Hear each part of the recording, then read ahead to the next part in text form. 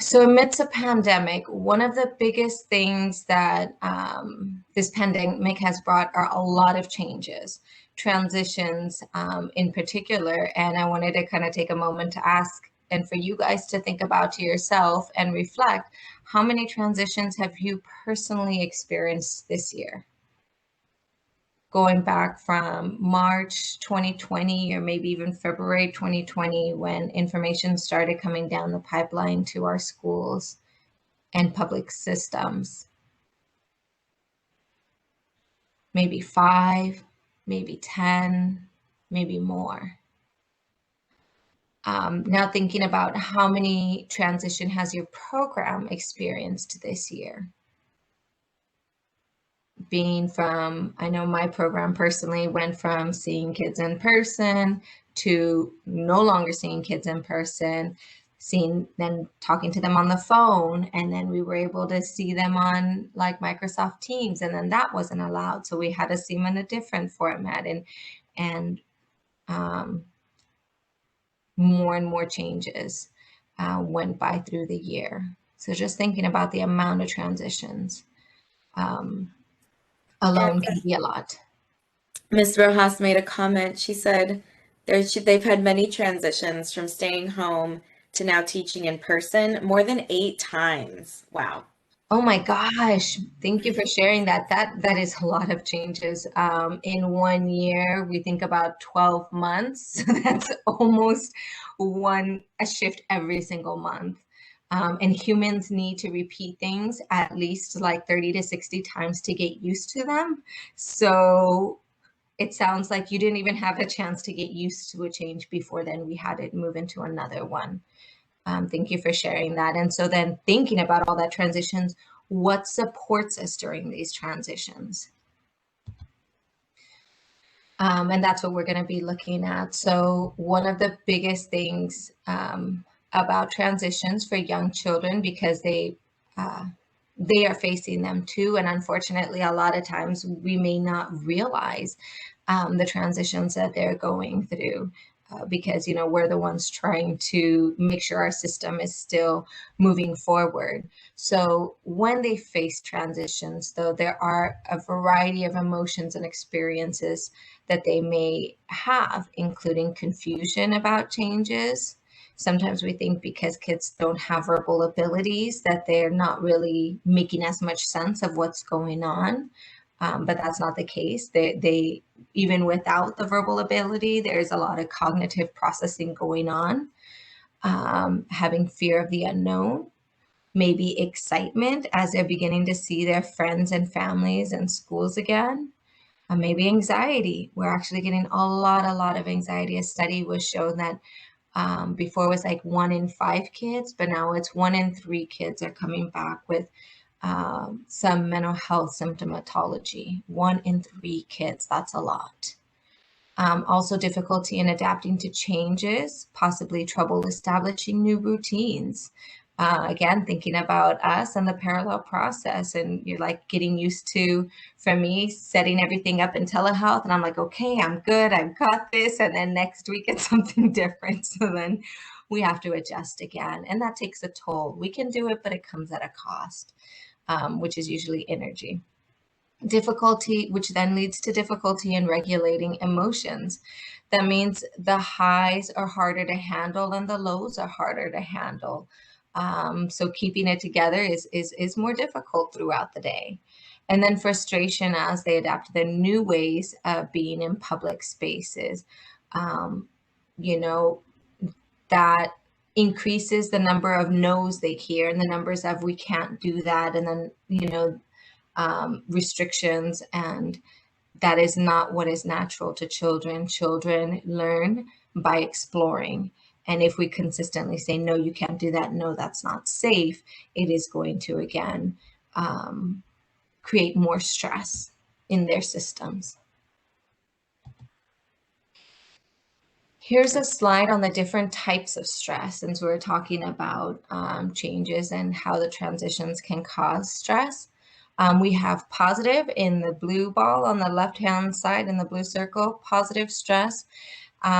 We all have this. It's a brief increase in heart rate, mild elevations of stress levels. A good example of positive stress might be when you're exercising and you're trying to like finish something, a goal, or meet something.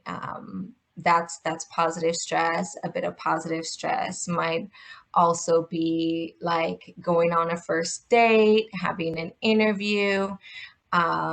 Those can all be stressful, but they're positive because it's just a little bit. The next one is tolerable stress. That's more serious temporary stress. The difference in this one is it is a harder and more difficult stress, but it's also buffered by supportive relationships. So examples of tolerable stress would be maybe a divorce or a death in the family. These are all things that, may be part of our normal day-to-day life, but are still difficult and stressful situations. Now, again, I want to emphasize that tolerable stress is tolerable because it is buffered by supportive relationships. Whereas when we move into the red circle at the bottom, toxic stress is prolonged activation of stress response system in the absence of protective relationships.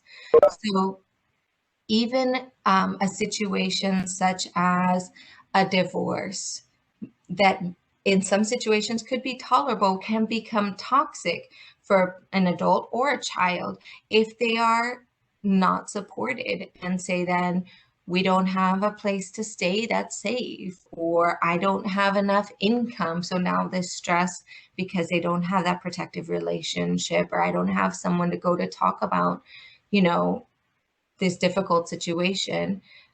It becomes prolonged. It continues to activate the stress response in our body, and it becomes more toxic. Now, when we're talking about signs of distress and possibly trauma in young children, here's a list of things that we might see in young children. One of the biggest ones, which impacts adults very much, is changes in sleep. We might see them sleeping more or sleeping less. A lot of times we get referrals for kids who won't sleep because it is very difficult for the family. And sometimes, or a lot of times, we don't get referrals for the kids who are just sleeping too much. And that's because those are not usually problems, quote unquote, in a daycare setting or in a family setting. We might see fatigue or lack of energy. This looks like a child who's withdrawn, who's not really engaging in their environment, a child who might just sit in the rocker for long periods of time without responding too much. Again, that's more kind of like that dampened down. We call them like the blue zone kids that are a little bit more detached. We also have trouble concentrating and recalling information, which is super important in the birth to 5 age range because this is when their brain is most developing. So this is where we might see a bigger and bigger gap happening in how much they're learning on a day-to-day basis. Social isolation, staying away from their peers. All the kids are like, oh, look at this new thing, but it might just be too much for that child, so they kind of hang back. Changes in weight or appetite.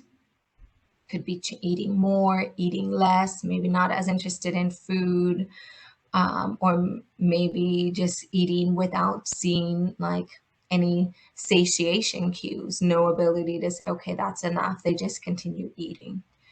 Also unexplained physical or somatic symptoms would include like stomach aches. My tummy hurts. I get, a lot, like I don't know why. I didn't eat anything out of the ordinary. That would be a somatic symptom. So something where your emotional and mental well-being are impacting the way your body feels. Another example could be a headache. I think as adults, we can, connect with that a lot, like getting a tension headache or a stress headache, how our mental health is impacting our physical well-being, and then overall changes in mood. we also have children who've experienced in families grief and loss, and ourselves. And while grief is a normal reaction to both positive and negative changes, many children will experience some form of grieving due to the losses that have come with it, not just losses of people in relationships, but losses in routines, losses from not seeing their teachers in person anymore, not seeing their friends. And then other children may also be experiencing grief due to deaths to loved ones. And this is information retrieved from Dr. Lieberman. She is a renowned psychologist for her trauma work with young children. Here are some common reactions among children who have experienced grief and loss, maybe death of a caregiver or a close loved one. Persistent crying, searching for the lost caregiver, because remember, at this age, we do not understand, the concept of death. It's a little bit too abstract. Accepting or rejecting the support of comforting adults, sadness, withdrawn, anxiety, fear, and even possible developmental regressions such as sleep disturbances. The other really common one is eating changes. So sleeping changes and eating, I'm sorry, I meant to say toileting. I see a lot of kids who had learned how to toilet use, were potty trained and then have lost that ability. And it's part of the mourning. So attending to risk factors, risk for abuse and neglect. This is, I think, a difficult subject for us as adults as well, and thinking of young children being in higher risk situations. But these are some higher risk situations that might contribute to children being in more higher chances for abuse or neglect.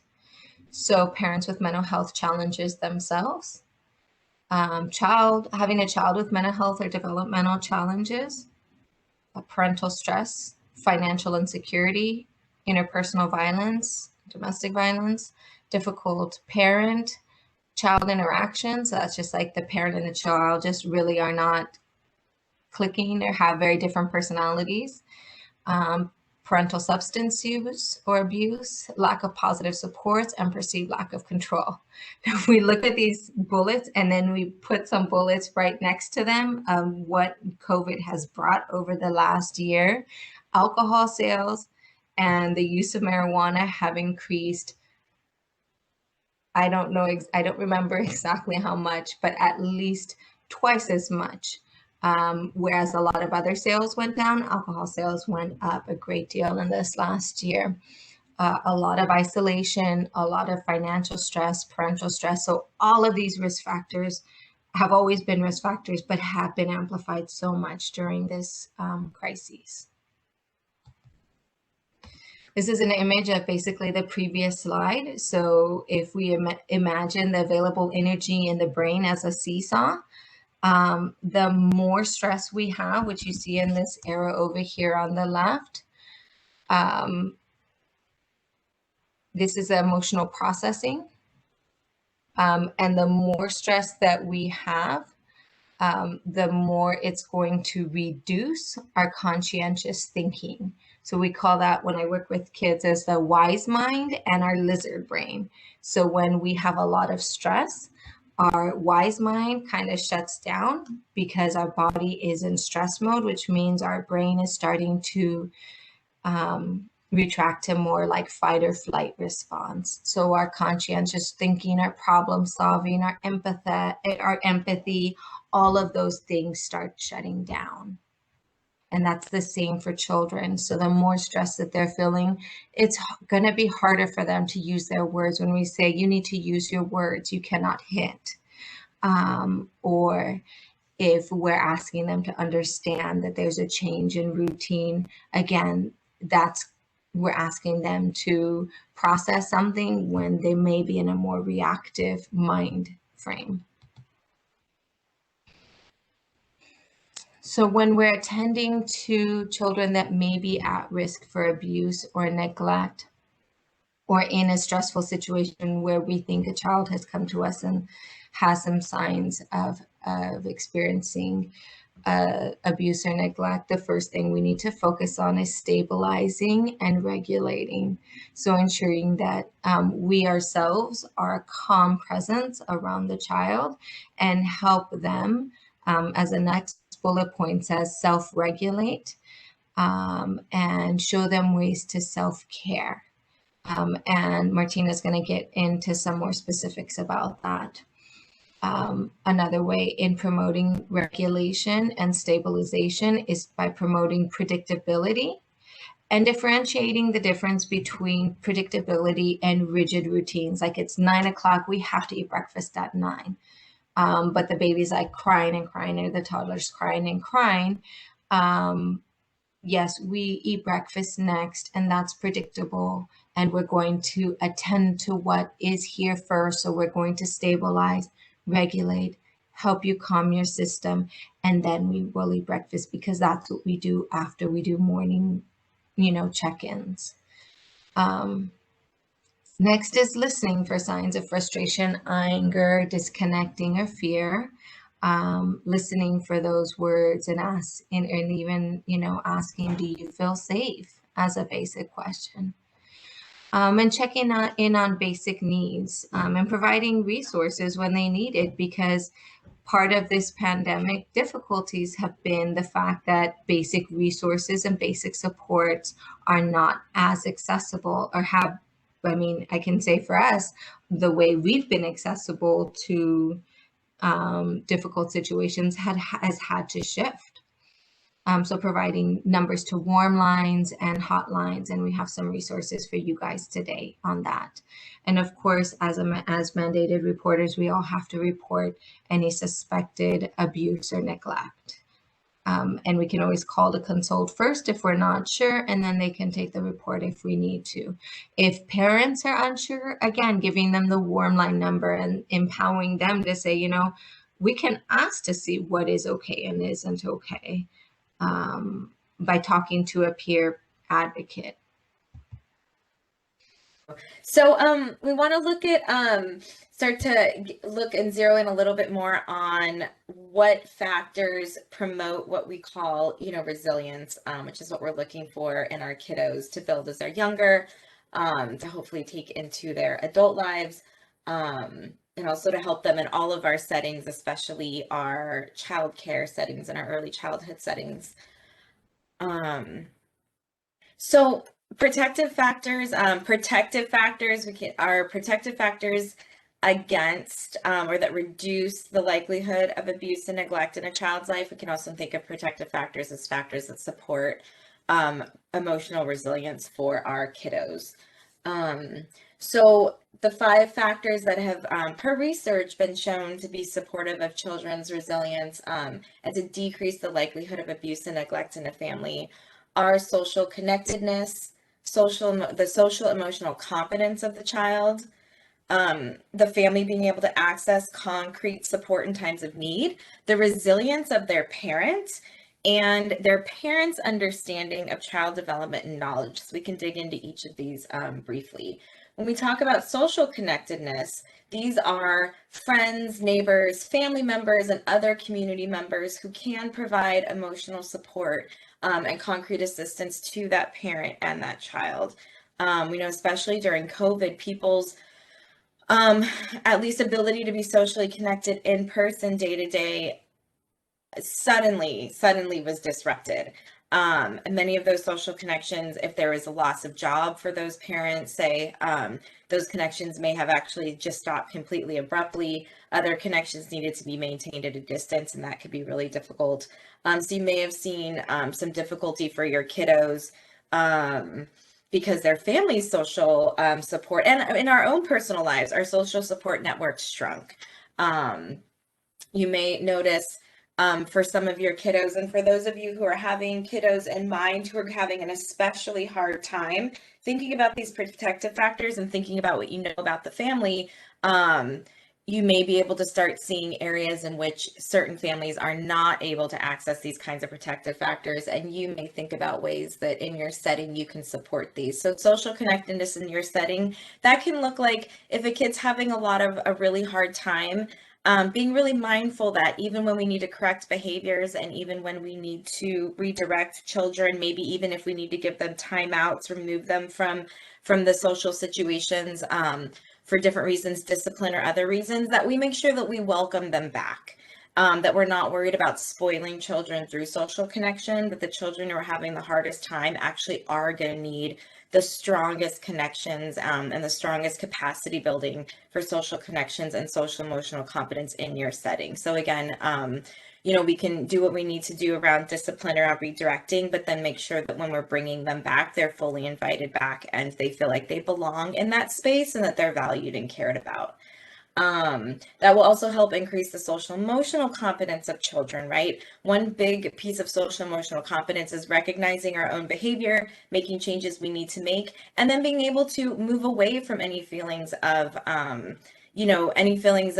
we don't want kids to feel shame, but move away from those feelings of shame. We don't want to hold on to our poor behavior all day and indict ourselves, and tell ourselves that we're bad people. We want to be able to recognize, take responsibility, and then move on. So we can really help do that in our settings, as we help kids move on from those behaviors. If you see examples in your settings of peers of that child who can be helpful, you can also try to foster those connections. Maybe you see kids who complement each other's strengths, and some deficiencies or capacity needs they have. You can try to make pairings between kids, try to pair kids up for activities who may have different strengths. That's another way you can help support social connections in your settings.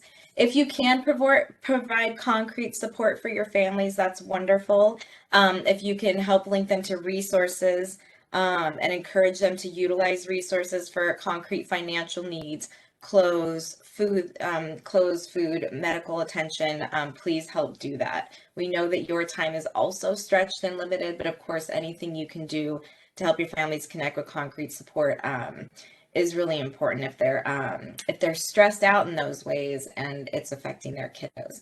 Parental resilience, just knowing the kiddos' parents. Again, if you're seeing a parent having a really hard time, that kiddo may likely also be having a really hard time. So you can keep that in mind. If you have an ability to support a parent, that's wonderful to help increase their resilience, or to point them to resources for support that could be helpful.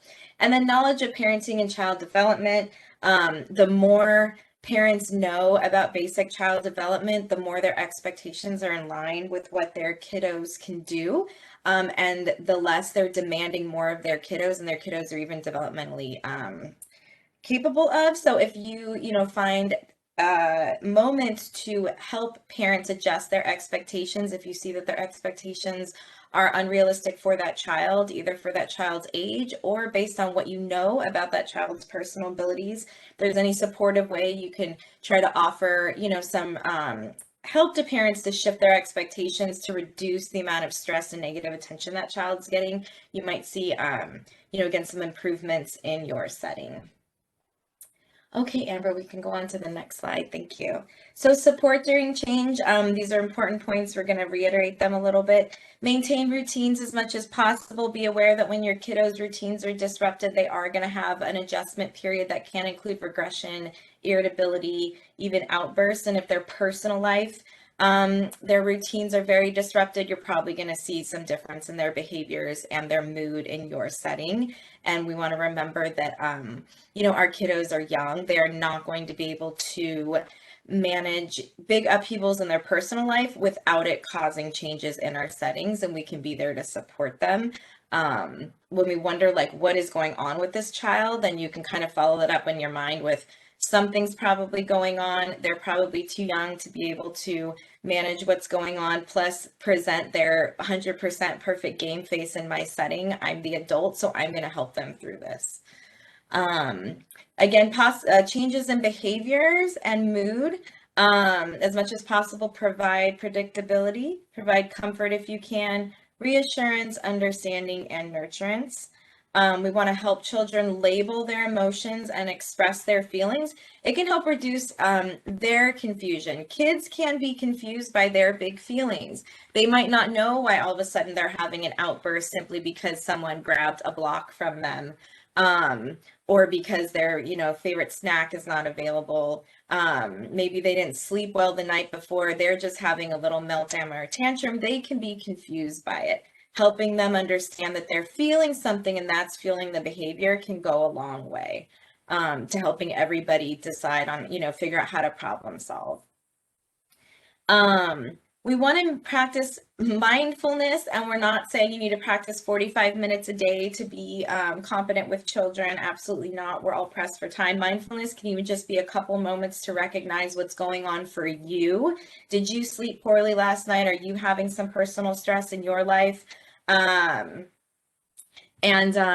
Take a moment to recognize, where are you at today? What's going on for you? Taking a couple deep breaths and reminding yourself that maybe you're not 100%. So maybe you can slow down your reactions to what's going on with the kiddos, to help yourself and then to help them. We do not need to be perfect people. Sometimes most we can do is tell ourselves, I'm going to change my expectations of myself today. And slow down and recognize that I need a little bit more time to think before I act. And again, relationships are the buffer to toxic stress. Toxic stress is stress, like Amber explained, that is unrelenting and constant. And often what can interrupt toxic stress, what pauses it, what starts to bring all of our stress chemicals and hormones down and allow our body to start recovery, is just some positive relationships, some reminders for people that it's not all bad, and some help reminding them that they can figure out a way out of either their feelings or start to problem solve. All right, Amber, next slide. So even making it simplified a little bit more, we want to try to identify informal supports, again, within your setting, or if there's something you can do to help a family identify supports in their community, that is wonderful. Fostering nurturing relationships within your setting as much as possible as you can do that is really important for kiddos going through a hard time. Answering questions in simple language for kiddos. You can even rehearse if you think kiddos are going to come up with difficult questions. Rehearse your simple answer. And at the end of the day, kids understanding that adults are trying to protect them, that they are safe right now, that people are looking out for their safety. And what is their job, today, right now in your setting? It's to be caring and kind to themselves and others, and to play. Sometimes just helping kids remember that they're protected again, and what is their role? Their role is to be a kiddo, and to be cared about is really important and can help bring down a lot of their stress. Help them expand their feelings vocabulary by helping them label their feelings. And again, on the next slide, they have this too. If you don't know what a child is feeling too, don't rack your brain. We can just call them big feelings. They're having some big feelings today. What can we do to help them feel a little better and help them function a little more so they're not hitting and throwing and having, big outbursts, because they don't like that either. They want some help too, understanding what's going on, and then the help to calm down. Create safe spaces. We'll talk about this a little bit more.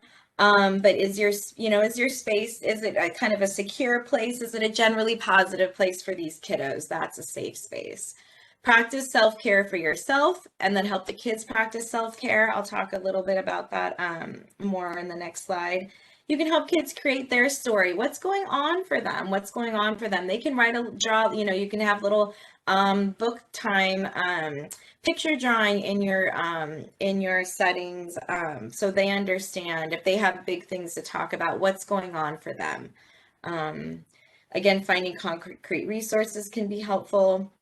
Is there anyone else in the family that can help? If you know parents pretty well and you feel like a parent's trying to take it all on themselves, if you feel it's appropriate to have some encouragement, to ask that grandma or grandpa or auntie or uncle, to step in, or the other parent, you can also offer those suggestions. Building a system of care around the child, that's the parent, you, and any community resources, and trying to see if there's just more people you can bring in to help support that child and family. Okay, next slide. So in your settings, these are some things that you might find that you can do.